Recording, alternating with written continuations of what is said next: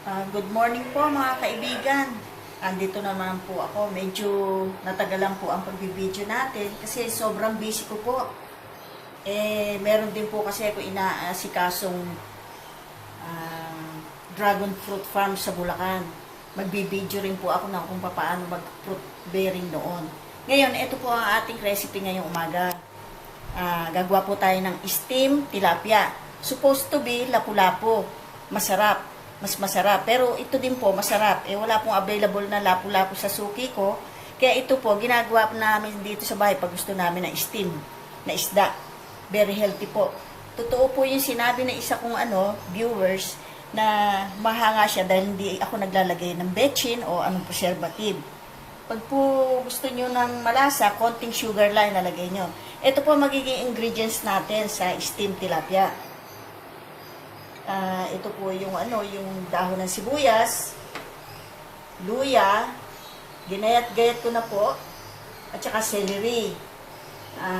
Ito po, sugar, soy sauce, olive oil, and salt.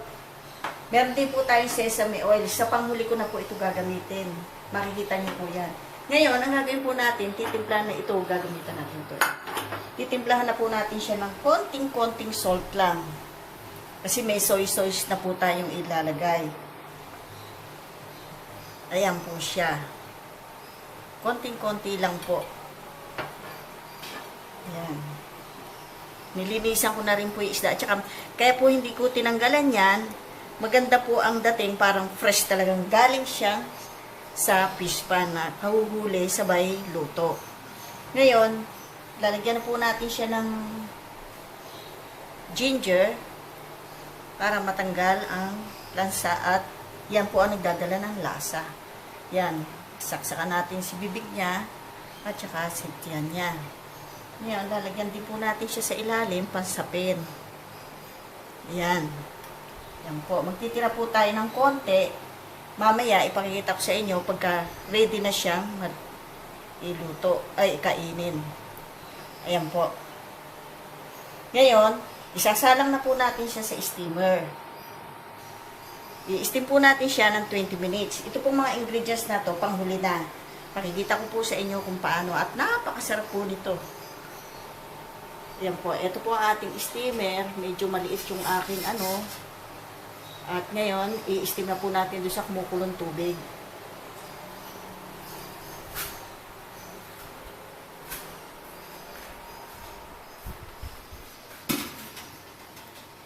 I-steam po natin siya ng 20 minutes.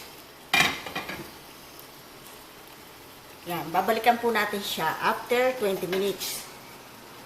Ayan, cover po natin. Ayan.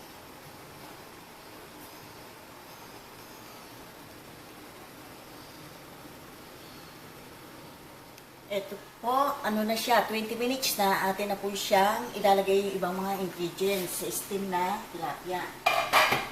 Ngayon, lalagyan po uli natin siya ng konting luya para fresh siyang tingnan. At saka, ito na po ang kanyang mga sangkap. Yung onion po na dahon. Tapos, celery po siya. The more pong marami, masarap. Iba, konti lang, pero pwede rin. Pero ako, sa pandasa ko kasi, ang sarap-sarap ng gulay. Yan po siya. Ngayon po, ito naman pong oil. Ganito po siya. Pakukuluin po natin ang oil. Tapos, lalantahin natin siya ng konti. Sa olive oil po ito, pwede pong vegetable oil.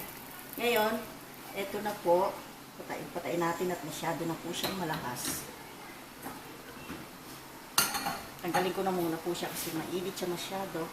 Yung soy sauce po, ilalagay natin dyan. Tapos yung sugar. Stir po lang natin siya. Tapos, ilalagay na po natin siya dito.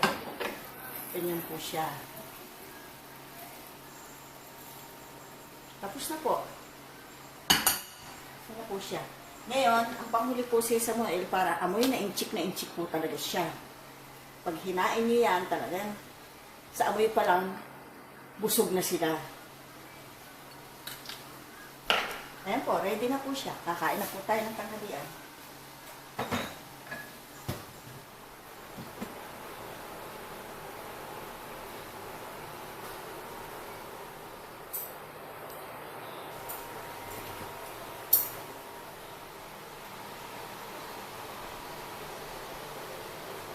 Ito po, atin po siyang titikman, ang ating ginawang steam tilapia or plapla.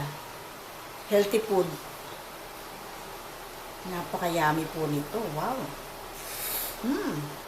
Talaga pong the best. Lalaway na po kayo yan. Mainggit na po kayo. Yummy. Parang ayoko magbigay. Ang sarap. Sarap na. Isa pa. Mga nakaabang sila, oh.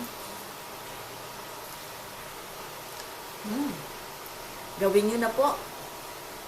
Sarap.